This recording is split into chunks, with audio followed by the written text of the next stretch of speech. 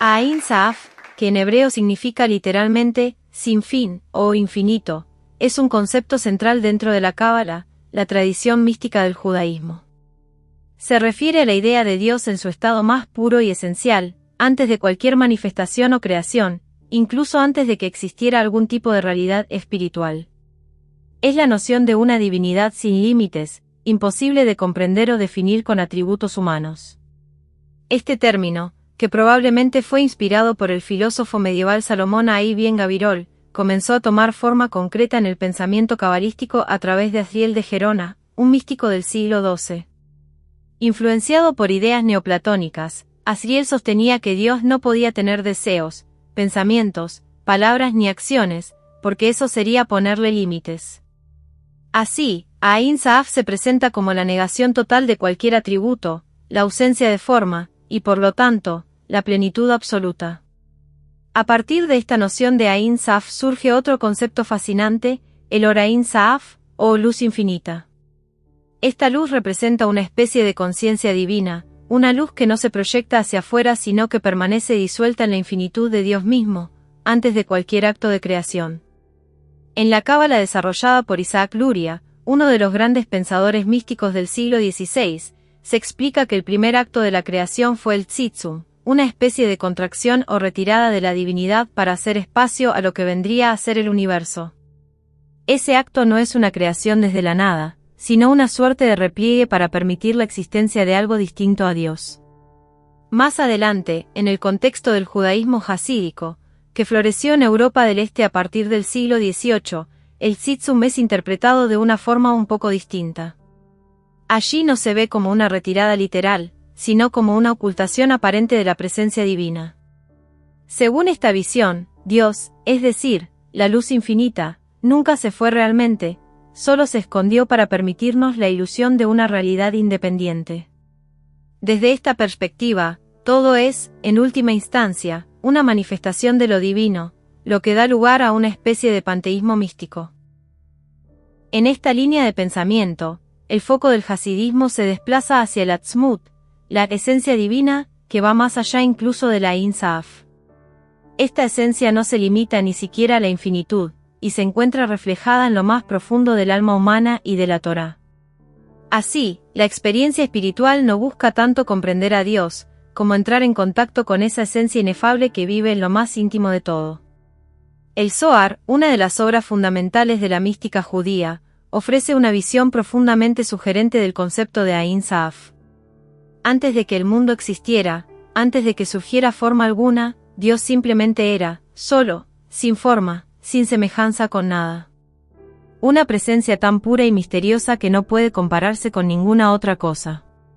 Y ante ese misterio absoluto, el Zohar plantea una pregunta inquietante: ¿quién puede realmente comprender cómo era Dios antes de la creación? Por eso, nos dice, no es correcto atribuirle forma alguna, ni siquiera nombrarlo o insinuarlo con una sola letra o un simple punto. En ese estado primordial, Dios está más allá de cualquier definición, más allá incluso del nombre.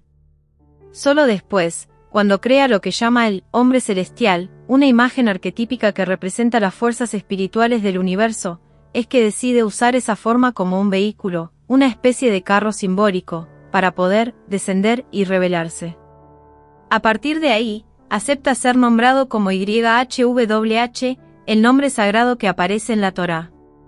Pero antes de eso, no hay nombre, ni forma, ni referencia posible. Ain Saaf se convierte en el ser sin nombre, una entidad tan trascendente que, desde nuestra limitada perspectiva humana, parece incluso inexistente. De hecho, el Zohar reduce a veces el término simplemente a Ain, que significa nada o no existencia, para expresar que Dios trasciende por completo todo lo que podemos conocer o imaginar. En la Edad Media, otros místicos judíos, como Isaac el Ciego y Asriel de Gerona, también exploraron este concepto, profundizando en la relación entre la Ain Saaf y los diferentes niveles de la realidad. En su comentario Minhat Yehuda, el pensador Yuda Shah explica que ningún nombre bíblico puede aplicarse a la Ain Saaf antes de la creación, porque esos nombres, formados por letras, solo aparecen después de que comienza a emanar la realidad. Nombrar algo es delimitarlo, y el Ain Saaf, por definición, no puede ser limitado de ninguna manera. Según el gran estudioso de la mística judía, Geshem Cholem, el concepto de Ain Saaf no se queda en una abstracción lejana e inalcanzable. Desde esa infinitud sin forma ni límites, Ain Saaf comienza a emanar lo que en la Cábala se conoce como las 10 sefirot. Estas sefirot no son entidades separadas, sino manifestaciones de la energía divina, canales a través de los cuales la divinidad se despliega poco a poco para dar forma al universo. En el árbol de la vida, el mapa simbólico de la realidad cabalística, estas sefirot forman una estructura ordenada y dinámica que conecta lo divino con lo terrenal. En esta visión, Ain Saaf se identifica también con el Atik Yomin, el anciano de los días, un símbolo de lo eterno y lo inmutable. Desde ese plano supremo, emana la sefirot dentro de una matriz cósmica que los cabalistas llaman Ain, que literalmente significa nada, pero en este contexto alude a una nada fértil, una potencialidad pura desde la cual todo puede surgir. Curiosamente, las 3 letras que componen la palabra hebrea Ain no están allí por casualidad. Cada una representa, según la tradición cabalística, una de las 3 primeras sefirot, las más elevadas e intelectuales, que anteceden a cualquier sentimiento o acción: Jochma, sabiduría; Biná, entendimiento; y Keter, la corona, o la voluntad divina. Estas 3 sefirot son como el pensamiento puro antes de cualquier manifestación emocional o material, el susurro del cosmos antes de que empiece a hablar. Este proceso de despliegue o involución, donde lo más alto desciende para volverse cada vez más definido y concreto, es el modo en que el infinito se va haciendo mundo. La Cábala no solo intenta describir a Dios, sino también cómo lo divino se convierte en todo lo que existe, sin dejar nunca de ser, en esencia, el misterio infinito de Ain Saaf. Antes de que hubiera algo, no había nada. Pero no se trataba de un nada, vacío o muerto. En la Cábala, ese primer nivel es llamado Ain, la nada, y es una nada llena de todo lo posible, un misterio tan profundo que escapa incluso a la idea de existencia. Es el silencio absoluto que precede al sonido, el espacio en blanco antes de la primera palabra. Allí no hay forma, ni pensamiento, ni siquiera intención. Solo una presencia velada e inalcanzable, que no es algo, pero tampoco es no algo. Desde ese misterio indefinido emerge la Ain Saaf, que se traduce como sin fin. Aquí ya no estamos hablando de una ausencia pura, sino de una plenitud absoluta, una infinitud total. El Ain Saaf es Dios tal como existe antes de toda manifestación, sin límites, sin atributos, más allá de cualquier comprensión. No puede ser nombrado ni concebido, porque no tiene forma ni medida. Es la fuente de todo, pero aún no ha comenzado a emanar nada. Entonces, desde esta infinitud, comienza a surgir una primera luz, el Or Ain Saaf, la luz infinita. Esta luz no es un rayo que ilumina algo externo, sino una irradiación espontánea del ser divino, una expresión de su pura existencia. Es conciencia, es amor, es posibilidad, pero todavía está completamente disuelta en el uno. No hay distinción. Todo es luz, todo es unidad. Pero para que exista algo distinto a Dios, una creación, un otro, esa luz infinita necesita dar paso a un espacio en el que lo finito pueda emerger. Aquí entra en juego el Tzimtzum, una idea radical propuesta por el místico Isaac Luria. Dios se contrae a sí mismo, retira su luz en un acto de ocultamiento para permitir que algo más pueda existir. No es un abandono, sino una contención amorosa. Un espacio vacío se forma en el corazón del infinito, y ese vacío es la cuna del universo. Gracias al Tzimtzum, se hace posible la percepción de que hay algo distinto de Dios, aunque en realidad, Él lo sostiene todo desde dentro. Dentro de ese espacio comienza a desplegarse el árbol de la vida, una estructura simbólica compuesta por las 10 sefirot, que son como atributos o canales a través de los cuales la luz divina desciende hacia el mundo. Las primeras 3 sefirot conforman el nivel superior, conocido como el triángulo intelectual. Keter, la corona, es la más elevada de todas, la chispa del deseo primordial de crear. No es aún pensamiento ni emoción, sino voluntad pura, el impulso silencioso de ser. Keter es ese momento en que algo comienza a despertarse dentro de la nada, la intención escondida que dará lugar a todo lo demás. Se dice que es la conexión más cercana a la Ain Saaf, un punto de unión entre lo infinito y lo posible. Choma, sabiduría, es el primer destello de conciencia, como un relámpago que ilumina en un instante la totalidad de una idea. No analiza, no ordena, simplemente sabe. Es la semilla del pensamiento, una intuición tan vasta y pura que no se puede expresar aún. Choma es la fuerza masculina de la creación, el inicio del movimiento divino hacia el afuera. Binah, comprensión, es donde ese relámpago se despliega y toma forma. Binah recibe la chispa de Choma y la analiza, la estructura, la convierte en conocimiento articulado. Es el principio femenino, la matriz que gesta lo recibido, dándole cuerpo y profundidad. A través de Binah, el pensamiento se vuelve palabra, y la creación comienza a tomar forma. De este triángulo mental, la luz divina desciende hacia el plano emocional, donde se manifiestan 3 nuevas sefirot, a menudo llamadas el triángulo del corazón. Chisad, bondad amorosa, es el flujo generoso, la apertura del corazón de Dios hacia el mundo. Es puro dar, sin restricciones. Chisad representa la misericordia incondicional, el amor que se entrega sin medida, como un río que desborda sus márgenes para nutrir la tierra. Gebura, fuerza o juicio, es el contrapunto necesario. Donde Chisad da, Gebura pone límites. Representa la contención, la justicia, la disciplina. No es crueldad, sino la fuerza que define, la que da forma al amor para que no se disuelva. Es como la orilla que guía al río, dándole dirección. Tiferet, belleza o compasión, es el punto de equilibrio entre ambos. Aquí, la bondad y el juicio se integran en armonía. Tiferet es la belleza del corazón sabio, que sabe cuándo dar y cuándo contener. Es la compasión verdadera, que no se deja llevar solo por el impulso, ni se endurece por la norma. Aquí resplandece el rostro humano ideal, el reflejo del hombre celestial.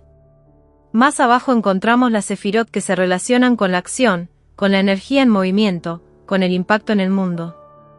Nesach, victoria o resistencia, es la energía persistente que impulsa hacia adelante. Es la ambición sagrada, la confianza, la fuerza que sostiene los grandes sueños y que no se rinde ante los obstáculos. Nesach es la determinación divina que sostiene la historia. Haad, esplendor o majestad, es su contraparte. Donde Nesach avanza, Haad se detiene para contemplar, para agradecer, para rendirse humildemente ante lo que es más grande. Representa la belleza de lo contenido, la majestad del reconocimiento. Es también la capacidad de rendirse con dignidad y de colaborar. Yesod, fundación, es el punto de unión entre lo que se siente y lo que se hace. Es el canal que recoge toda la energía de las sefirot anteriores y la transmite hacia el mundo. Yesod es como un puente, o mejor dicho, una raíz que sostiene el árbol y lo conecta con la tierra. Representa la comunicación, la conexión, y en el plano humano, también la sexualidad sagrada. Finalmente, Malkut, el reino, es el nivel más bajo del árbol de la vida, pero también su culminación. Es donde la luz divina se manifiesta en la realidad física, donde lo espiritual toma cuerpo. Malkut es el mundo, la tierra, la materia, pero no como algo separado, sino como la expresión final de lo divino. Aquí, el reino no está al margen del rey, sino que lo revela. Las 10 sefirot nos cuentan una historia profunda, desde el misterio del no ser hasta la plenitud del mundo físico. Todo es una danza de luz que se contrae, se manifiesta, se equilibra y finalmente, se encarna. Comprenderlas no es solo un ejercicio intelectual, es una invitación a vivir de forma más consciente, sabiendo que cada emoción, cada decisión y cada encuentro es, en última instancia, parte del mismo despliegue divino.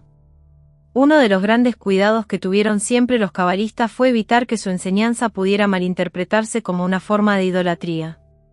Hablar de 10 sefirot, de distintos atributos divinos o canales de energía, podría llevar a alguien a pensar que Dios está dividido, o que hay múltiples dioses actuando en diferentes planos. Pero nada más lejos de la intención cabalística.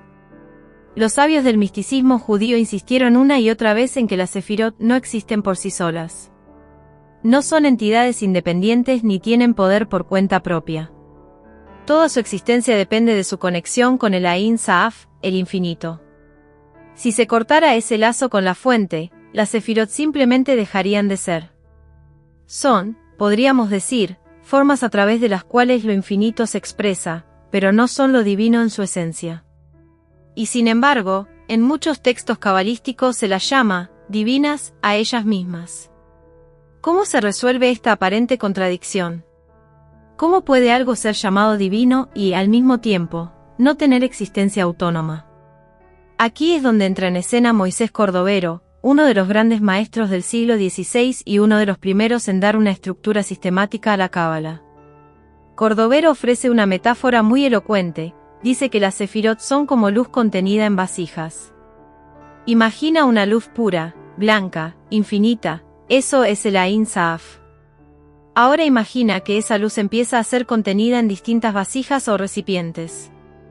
Cada vasija tiene una forma distinta, un color, una textura particular. Al mirar a través de ellas, la luz parece cambiar, se vuelve azul, roja, circular, triangular. Pero en realidad, la luz sigue siendo la misma, pura e indivisible. Lo que cambia es la forma en que la percibimos. Cordovero usa también la imagen del agua. Si viertes agua en copas de diferentes formas, el agua toma la forma de cada copa, pero el agua en sí no cambia. Del mismo modo, el Ain Saaf fluye a través de la sefirot, adaptándose a las necesidades del mundo, adoptando distintos rostros o funciones, pero su esencia permanece inmutable. Las vasijas, las sefirot, no son la luz en sí, pero permiten que esa luz se filtre, que llegue al mundo de manera accesible, canalizada, útil. Cada vasija revela un aspecto del Creador, permite que los seres creados se relacionen con Él, lo intuyan, lo amen, lo sirvan. Gracias a ellas, lo invisible se vuelve visible, y lo inabarcable se hace cercano. Esta comprensión fue tan poderosa que se convirtió en uno de los pilares de la cábala posterior, y también de la filosofía jasídica, que tomó estas ideas y las envolvió en un enfoque aún más cálido y vivencial. La idea no es solamente comprender que Dios se expresa a través de estas formas, sino también vivir esa presencia, descubrir en cada emoción, en cada situación, en cada encuentro, una forma de luz que viene de lo alto, vestida con los colores de este mundo. Cuando la cábala se convirtió en parte viva del pensamiento jasídico en el siglo XVIII, algo profundo ocurrió. Lo que hasta entonces había sido un lenguaje elevado y esotérico, centrado en los mundos superiores y en las emanaciones trascendentes, comenzó a tomar un giro íntimo, psicológico, casi cotidiano. Los conceptos abstractos y a veces inaccesibles de la mística judía empezaron a vivirse desde adentro, como realidades del alma. En este nuevo enfoque, que floreció con el hasidismo, la divinidad no solo habitaba en las alturas místicas, sino que se reconocía también en la sinceridad de un corazón que reza, en la emoción de una acción buena, en lo más profundo del alma de cualquier persona, incluso la más sencilla. Allí, en lo más bajo y oculto, también está Dios. Es más, precisamente allí quiere estar. En la terminología jasídica aparece un nuevo término para referirse a la esencia de Dios, Atzmus, que significa esencia. A diferencia del Ain Saaf cabalístico, que es puro infinito, sin forma, sin fin, el Atzmus se entiende como algo aún más alto, más fundamental, porque no está limitado ni siquiera por la dualidad entre finito e infinito. Atzmus no necesita ser una cosa u otra. Simplemente es. Y porque es pura esencia, no hay lugar donde no esté, lo trasciende todo y al mismo tiempo lo impregna todo. Esta visión tan audaz llevó al hasidismo a abrazar un tipo de misticismo muy diferente, uno que ya no busca escapar del mundo, sino habitarlo con presencia divina. Según esta perspectiva, todo, incluso lo más físico, lo más simple, puede ser una manifestación de lo más alto. Por eso, rezar con devoción, ayudar a otro ser humano o encender una vela con intención pura puede ser, en sí mismo, un acto de revelación. Lo cotidiano se vuelve sagrado. Esta manera de ver las cosas fue uno de los legados más potentes del Baal Shem Tov, el fundador del hasidismo. Para él, no era el conocimiento intelectual lo que acercaba al alma a Dios, sino la sinceridad, la entrega, el corazón. Su enseñanza más radical fue que el Atzmus, esa esencia divina, se refleja más claramente en los niveles bajos que en los altos. Dios desea una morada en este mundo, en este plano de realidad. Y ahí es donde el ser humano puede cumplir su propósito más profundo. Naturalmente, no todos estuvieron de acuerdo. Desde el lado opuesto surgió la voz crítica de Haim de Volozhin, un gran pensador de los Mitnagdim, quienes se opusieron al hasidismo. Para él, este enfoque panteísta, que parecía sugerir que todo es Dios, ponía en peligro los límites entre lo divino y lo creado. Él insistió en el estudio riguroso de la Torá como el camino por excelencia para acercarse a lo sagrado, y vio con preocupación esta nueva espiritualidad que priorizaba la experiencia por sobre el conocimiento. Pero incluso dentro del mundo cabalístico, no todos los caminos iban en la misma dirección. Un ejemplo notable, y polémico, es el del movimiento sabateano, que reinterpretó la cábala desde una óptica radical. Basándose en una lectura heterodoxa del misticismo luriánico, Natán de Gaza, profeta del falso Mesías Sabbatai Zevi, propuso que incluso el mal, el caos y los caparazones, Hulipot, tenían su origen en el mismísimo Ain Saaf. Según esta visión, existían dos aspectos en la luz divina, una luz pensante, que deseaba la creación, y una luz irreflexiva, que no quería crear y permanecía en el vacío primordial. Esta última, resentida, habría dado origen a los mundos oscuros que se oponen a la luz. Los sabbateanos creían que el alma de Sabbatai Zevi estaba atrapada en ese abismo y que su liberación traería una especie de reconciliación cósmica, uniendo finalmente las polaridades de la divinidad. Hoy, en el hebreo moderno, Ain Saaf se ha convertido simplemente en una palabra cotidiana que significa infinito. Se usa en matemáticas, en poesía, en conversaciones, sin que muchos recuerden su origen profundo. Ya no siempre remite a lo sagrado, aunque tal vez, como sugeriría el Baal Shem Tov, ese olvido también sea parte del juego divino, esconder la luz en lo simple, en lo ordinario, esperando ser redescubierta. Si te ha gustado el contenido y deseas contribuir al crecimiento continuo de este canal, te invito a considerar la posibilidad de suscribirte a mi canal de YouTube. Puedes hacerte miembro por menos de 3 euros al mes. En el apartado de tienda, podrás acceder al merchandising de Estudio Alejandría. No solo estarás apoyando mi creatividad y esfuerzo, con tus compras, sino que también tendrás acceso exclusivo a contenido más detallado y enriquecedor. Como suscriptor, formarás parte de una comunidad comprometida con el desarrollo y la exploración de nuevos temas. Tu apoyo es fundamental para seguir creando contenido. Únete a la comunidad y sé parte de esta emocionante aventura. Y hasta aquí llegamos con este emocionante contenido. Si te ha gustado y quieres seguir explorando temas fascinantes como este, no olvides suscribirte al canal y activar la campanita para recibir notificaciones de nuestros nuevos vídeos.